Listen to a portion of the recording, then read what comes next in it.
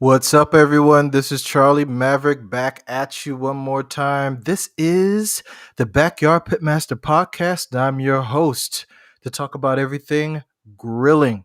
How's everybody doing? How you been? How was your weekend? We're getting ready to gear up for like the height of summer. Everybody's on the grill, got the Weber kettles out, got their offset smokers. Everybody's putting the charcoal to good use. Get the propane tanks filled up. Oh, do you feel it? As I always say, I always wonder, why are the hottest parts of the month technically designated as barbecue season when you're over hot temperature already pushing in your face and there's ambient temperature from the weather already hot? I don't know. I always say the fall is the height of my grilling season, and maybe winter, to be honest, because I can take the cold. Yes, but we'll get into a little bit more of that. Thank you for tuning in this time. As always, appreciate your loyalty, your consistency, and tuning in to talk about grilling. This is what we're here for. Live fire cooking. Doesn't matter if you have a propane grill, a pellet smoker, a traditional charcoal grill. Doesn't matter. We're here to talk about all things live fire cooking, not putting in the oven, not putting in anything electric, boogie woogie woogie, but we're talking about live fire. I got a short little show for you today because I wanted to talk to you about some new charcoal that I started to use, B&B charcoal. It's what a lot of people use out there on the competition circuit. It's a lot of people use that on the YouTube channels. So I thought I'd deviate from my normal Kingsford or other brands of charcoal briquettes. I used to use lump charcoal a lot when I had a Kamado grill. And what a Kamado grill is it's a charcoal grill. It's kind of like a big green egg. It actually is a big green egg. It's in that category, or a Kamado Joe. It's one of those versatile grills that you can kind of use for a lot of different things. But I use my Weber kettles in kind of the same way. It's just not ceramic. But the lump charcoal burns hotter. The bag says cleaner. Yeah, I don't know how to quantify that. And it burns longer. I in my use of charcoal in the past, I could say, yeah, I agree with that. I agree with the whole burning hotter longer. But I don't always have a use for lump charcoal. I don't. I mean, it's nice to have, but it gets expensive, to be honest. It's not cheap. If you're grilling every day, almost every day, and you're using B&B lump charcoal, which is not cheap, it's going to get kind of expensive. You're going to get to the point where, oh man, I might be on the verge of like takeout prices with the meat, the charcoal. But one good thing about B&B charcoal and other lump charcoals, good lump charcoals that is it does kind of last a pretty good amount of time. So you should be able to reuse your charcoal, and you should be able to, you know, have a good, nice, long cook off it. So you shouldn't have to fill up the charcoal basket or whatever you fill up to keep the fire going. So I'm going to tell you about a little cook that I did this weekend with some spare ribs. And I'm going to tell you about a little journey going down the road of rib tips again, and how that compared to the last time I made some rib tips. But before we get into that, I just wanted to let you guys know that I do appreciate you guys for tuning into the Backyard Pitmaster podcast and all the podcasts on the Mavcast audio blog. If you like to support this podcast and all the other podcasts on the channel, please do so by visiting anchor.fm, the Mavcast patreon.com/support. You can also see that on your screen. And if you'd like to follow me for background info on the cooks, a little banter I have with the podcast community, you can follow me on Twitter, and you can hear read when the shows are going to be recorded, posted, when I'm doing some barbecue cooks on the weekend or during the week, and just stay in the know. And I like to promote other podcasters, content creators. So, I got to show love to those that, are doing great things out there. So, as always, promoting the Brown Sugar Cafe with Terrence P. Elmore. Visit his blog, follow him on the social medias, buy his books. He's a great guy doing great things out there in the content world. He's always trying to expand and make himself better. Man, it's good stuff out there. Good positive vibes from a homeboy. And if you are in Charleston, South Carolina, please stop by and visit Daddy's Girls Bakery. Get you some of the world famous Charleston Chewies. Yes, I talked about the Charleston Chewies on the last Cooking Grits podcast. Oh my, I'm still working on them. They give you a pretty good quantity. I'm still working on them. Ooh, I haven't had them as sweets in a long time, but it is worth it and it is good. They do other stuff as well as in decorative birthday cakes. They do all type of pastries, anything pastry they could probably tackle for you with the quickness, with the ease. And hey, I'm like, y'all need to probably be on like Cake Boss or one of them competition shows. They'll probably knock it out of the park with no problem. So please visit the family of Nathaniel Brown and get some of them good treats. So I welcome you back here. I talk about all things grilling. I talk about techniques. I talk about mistakes, rooms for improvement, and what have you. But this time it's a rehashing of a couple of things I've talked about before, but using different charcoal since I've started this specific podcast. So B&B lump charcoal. So I used that over the past weekend with grilling some spare ribs. It wasn't St. Louis cut until I cut it, so I'm going to talk a little bit about that. And had some rib tips. Rib tips. There's a place in Atlanta, Georgia called This Is It. I don't know if they're still open. Never know because of COVID. But they were known for their rib tips. At least they advertise them. So let's talk about the spare ribs first because that will lead into the whole rib tip conversation. So I went to Walmart and I was looking for a good slab of ribs. I wasn't looking for St. Louis cut because look, here's a pro tip.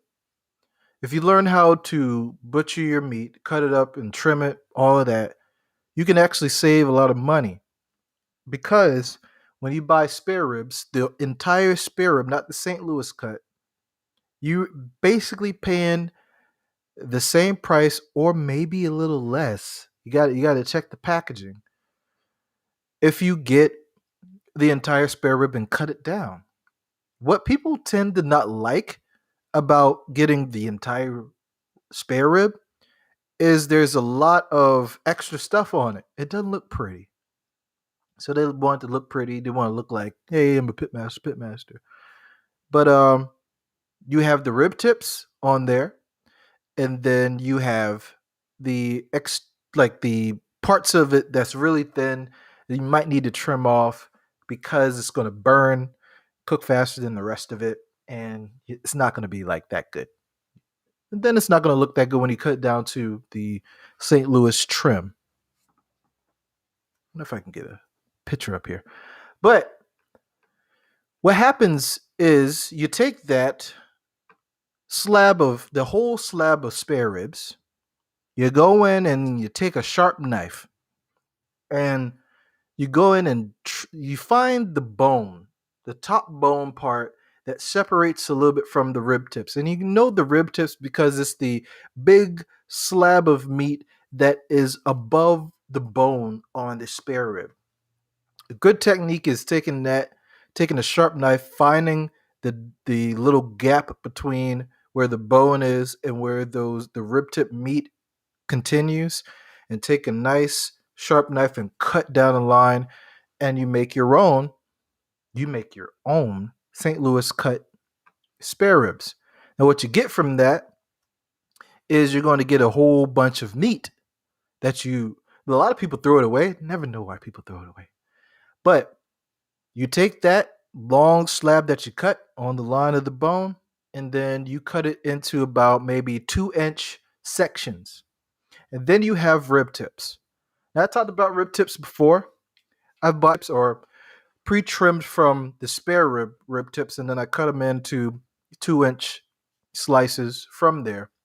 So what I found is that if you cut your own rib tips, it's 10 times better than the one that they already pre-cut for you in the store. For one thing, the pre-cut rib tips I had, they had bone in them. There was a lot of bone, which led me to believe that they actually took a maybe like a bandsaw or whatever saw they used to cut the meat at the butcher or at the processing factory, and they just cut on the high part of the bone but didn't cut above it. So what that gives you is less meat than you were going to get otherwise if you did your own trimming. So I didn't have any bone in these rib tips, maybe a couple. If you get to the thicker part of the slab, you're going to get a little bone, and it all depends on the quality of the slab of rib tips. You could get a clean, smooth cut, or you might have to work at it. This one wasn't a clean, smooth cut. I had to work at it, but at the end, it did look pretty decent. I'm going to actually try to find a photo with that to show you guys. But yeah. So basically what happens is you're going to get a lot more tender product rather than getting that pre-cut pack. I don't know why that is, but pro tip, you can buy a slab of pre-cut trimmed St. Louis cut ribs. Then you get a bag of pre-cut rib tips. Both of them may come together and be something, but they're not going to be the best. So you might as well just buy that whole slab and then cut it yourself. So what I did is cut those in the 2-inch sections and then put them on the grill with the St. Louis cut ribs. The excess of meat where I cut off both ends of the ribs were put in freezer bags and put in the freezer. Going to use those for something later. Hey, you use those for anything. This good meat. You just don't throw away. Don't throw away your meat, man. Don't do that. Don't do that. That's wasteful. That's the American way. But I think we're trying to get to the point where we don't waste food as much as we used to. And being a pitmaster is trying to know how to use everything from the rooter to the tutor, wherever you can get from, whatever benefit you can get from the meat that you buy. You try to do that. You try to use everything, and it's a way. Some people look at it as a way to give honor to the death of that animal. Say this is how your death did not go in vain, and you fed people for days or at a large quantity amount of people. So I took those trimmings, put it in the freeze bag, put it in there, and then I put the rib tips on with the spare ribs. So you know how I do spare ribs. I'm not gonna break it down. First of all, you gotta take the membrane off, and you're like, Charlie, you talked about taking the membrane off before, and you didn't. Yeah. I was talking about baby backs a lot in the past, but this time spare ribs. So it's the same method. It's just slightly different technique. Now, if you get a good cut of spare ribs, it technically will give you more meat than baby backs, but you just gotta examine the slab to determine what you're gonna get, and you can do that. Don't have food delivery send you a slab of ribs, and you're like, yeah, they got the worst looking one. you know, what if the shopper is like, I don't know anything about meat.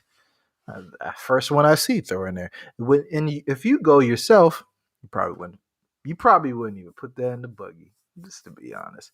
But what I did is season it up, salt, pepper, garlic, and then put a little bit of the Killer Hogs the barbecue rub on there.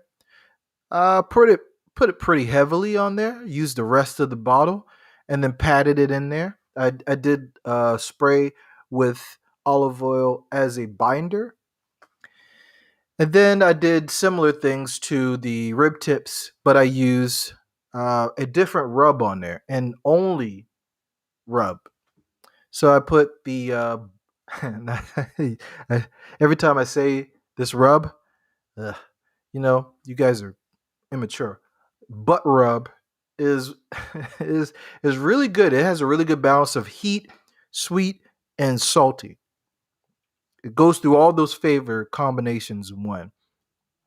If you're too um, liberal with this rub, it can be on the spicy side. So be careful. But if you give it a nice gentle sprinkle across, evenly coated across all the meat, you don't have to do it heavy. And if you want to put a little bit of kosher salt and pepper uh, as a foundation with that, just balance it pretty good. These aren't thick pieces of meat, so you don't have to heavily coat these. And these aren't the main parts of the rib where it's going to be, protected by some of the bone and all that. And you're not going to wrap these either. So basically, put those on the a rack above the ribs that we're smoking, and I used the slow and sear, and I put the B&B lump charcoal in. Now, my mom was watching me light the fire, and I used something that I didn't use in a while because I wanted to maybe show off a little bit, but show that you didn't have to use a lighter fluid, and you didn't even have to use the charcoal chimney.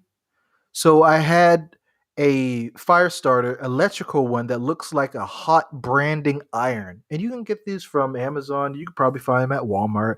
You can probably find them at any big box store, like a home improvement store. Doesn't cost that much, probably like $20 maybe. And you plug that into an extension cord that goes to a three-prong outlet, and you let it rip. And about 10 minutes later, you got hot coals. I would use this fire starter for low and slow cooks, but if you're doing, I don't know, if you do steak, you could probably get it to where you want it to be, in a certain amount of time. If you're doing a reverse sear, this depends on how hot you want the coals to be. I would say just leave it in there a little bit longer or move it around a little bit, and then you can get as much coals hot as you want, and you don't have to worry about the charcoal chimney. What happens with the charcoal chimney? A lot of people are intimidated by it because of the embers that fly out of the top of it. So if you don't have a really good glove to dump this stuff out, you need a grow glove. Just invest in one. If you don't have a good one of those, you might burn yourself trying to dump the hot charcoal into the grill. You might drop it on something. It's very intimidating. So if you're of a certain age, height, strength level, you know who you are. If you're intimidated by fire, if you look at the fireplace and you're like, I'm not messing with that, charcoal chimney might not be for you.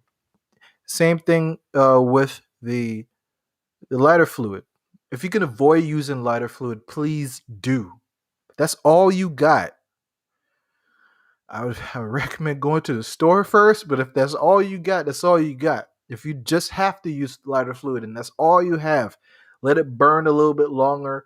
And hopefully don't use a lot of lighter fluid. Just use a little bit to get them going, and just let it burn until you don't smell that lighter fluid smell in the air. And you should be good.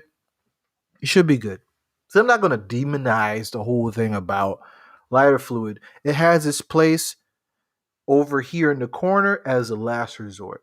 So anyway, got that the B&B charcoal in to the slow and sear for low and slow cooking, and then let it ride for about 10 minutes.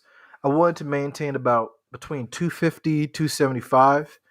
What I did find with the combination of the slow and sear on the Weber kettle and the B&B lump charcoal is the fact that it did hold temperature pretty well without any intervention.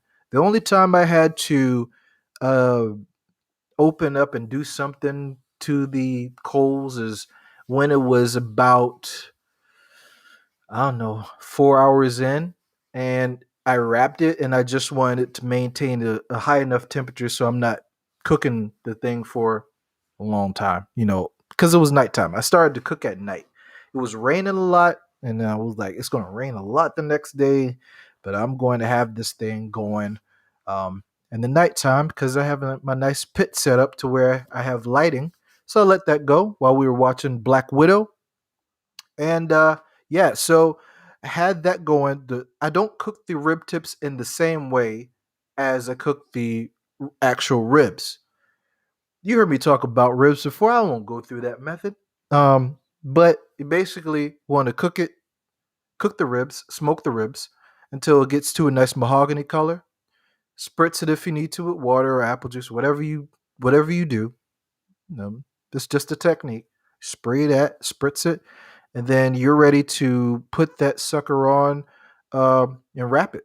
What I did with the spare ribs is I took some butter, lined it in the foil, double heavy duty foil, by the way, and then I put a little brown sugar on the foil right across where the butter is, and I put the ribs meat down, and I may have put a little bit of uh, sauce on it.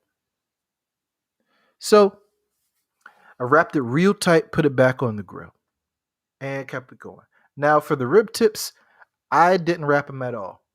Per Pitmaster Malcolm Reed, which I watch a lot on YouTube, didn't don't wrap those. And basically, what you do with these is once they get to the color, and you probably would take them off once it gets to the color at the same time as the actual rack of ribs, and you dip them you dunk them in a sauce, and that sauce can be anything that suits your palate, your favorite barbecue sauce.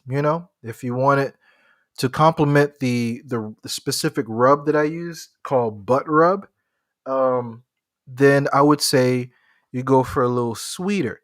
It is going to be some heat with it, so sweet and heat is going to match together. So yes, it's going to be a good combination for you. I wouldn't go hot. I wouldn't go with a spicy barbecue sauce if you're doing that type of rub because it's just going to be extra spicy. Yeah, you don't have to put anything extra on. Just dump them, dip them, dunk them, whatever you want to do it in that sauce, and put it right back on the grill. And you're going to take them off about the same time, maybe a little bit earlier, as you would the wrapped ribs.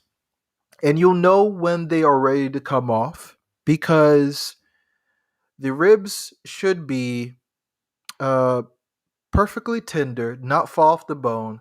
But when you unwrap them, and when you wrap them in a way. Okay, so I know you can't see, but let me tell you how you wrap ribs. Let me do this real quick.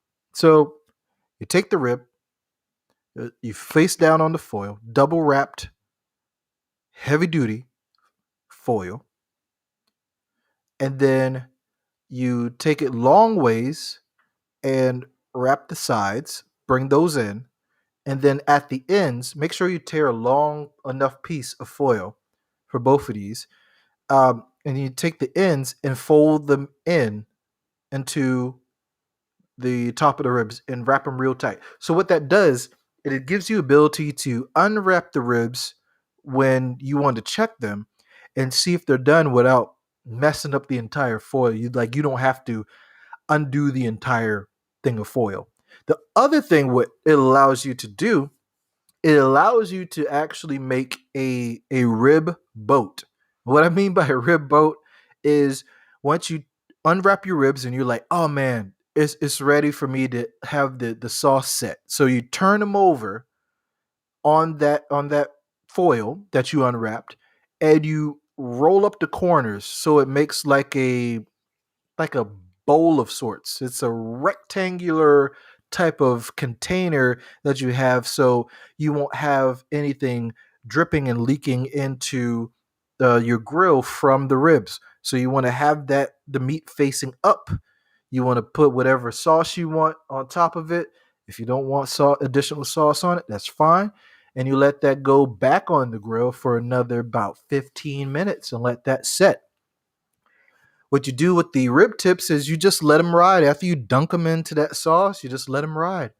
And you look at it, make sure it doesn't burn. Make sure you keep at about 250 to 275. Let it roll. Offset heat. Do not do direct heat. Y'all know how I go. I preach indirect cooking all the time. So just assume I'm doing indirect cooking. And you take them off and you're done. It's all good. the the turnout of it, man, I haven't had spare ribs in a minute, but it turned out really great.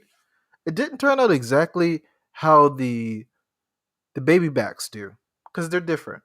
They're just different. They're different areas of where they cut the rib at.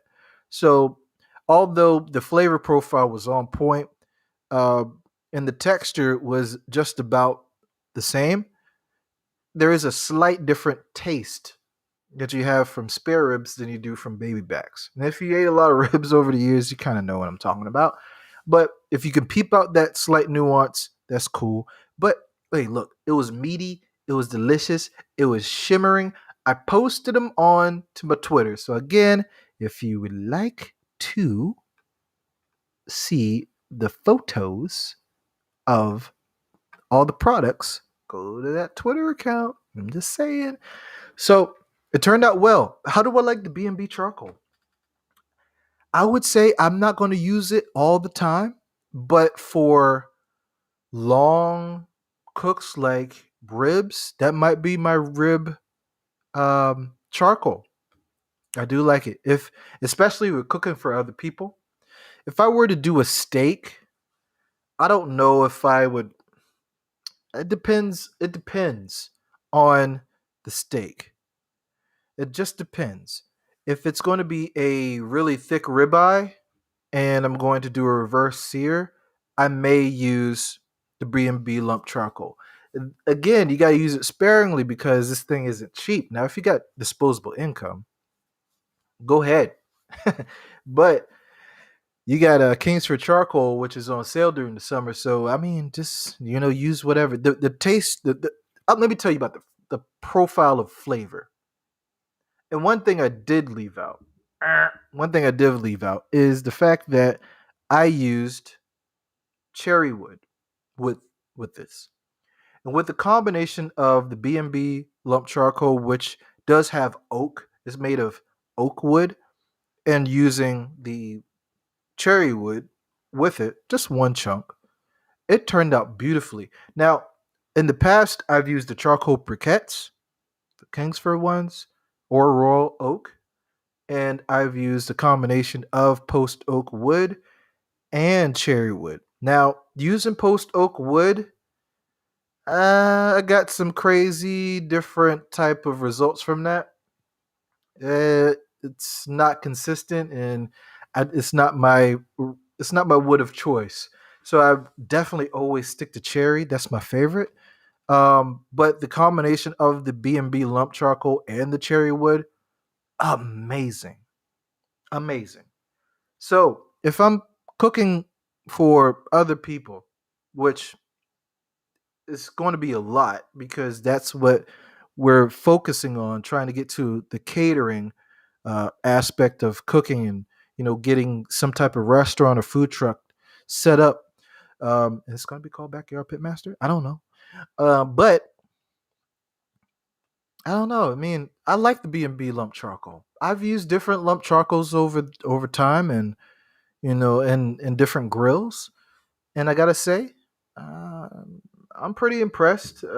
I've never not been a fan of lump charcoal, but again, it gets a little pricey. It gets a little pricey. So it's not like propane. Depends on where the retail you get it from. If you find a marginal difference between the taste, I would say go for the lower cost. Balance it for special occasions. You got like that seasoning or pot that whatever type of seasoning you only use for special occasions. But if you make it for yourself, you're like, I'm all right. But yeah, the B&B lump charcoal, totally cool. Worked out well. I will be using it again. I got a big ass bag of it. Shout out to Ace Hardware for having the B&B lump charcoal. I do want to try the meathead. Um, I want to try those because meathead is in the barbecue hall of fame, and I've heard good stuff about his charcoal. But B&B, I've heard a lot of things on Facebook, and I heard a lot of things on YouTube. I've seen a lot of things on YouTube, and I must say, um, I'm a fan. I'm a fan. Now, between the three main charcoals I use, including B&B now, I would say my first go to, my consistent go to is going to be the Kingsford.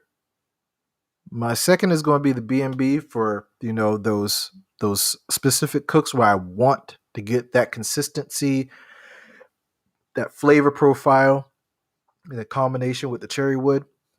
And my third of choice would probably be Royal Oak charcoal briquettes. They're made from hardwood. They don't taste like. I mean, if you really go in and try to, how wine tasters are. They could taste the body and all that. It has good legs. Look at the gams on that wine. but um, but yeah, if you go into meticulously taste different flavor profiles, and you can have you probably can't taste it until somebody tells you, and then your mind plays tricks on you. But those are my go tos. I put Royal Oak at the bottom of the three because it doesn't reuse that well. It After you cook with it, it's probably going to just crumble into ash, and you can't salvage any of it. That's what I found. That's why I don't like using Royal Oak or putting it as my number one. It gives you great quality of cooks, really consistent with temperature. It burns hot and long, just kind of like the lump charcoal does, but it doesn't last. It doesn't last at all. You can't reuse those charcoal briquettes that much, so you're going to be going through charcoal pretty quickly. I do like the Kingsford only because those, I mean, those are warriors. You can dump half of a chimney of charcoal in to your grill and probably get two good cooks out of there. No lie. As long as you maybe like two good 1 to 2 hour cooks. So in a total of 5 hours once in one sitting, or maybe like 2.5 hour two separate sittings. Cook sessions. But yeah, I'm a fan. I'm a fan. So if you're out there and you're trying to see what type of fuel that you can try to use, you want recommendations, go ahead and do it. The other thing is use your own ability to trim and butcher your own meat.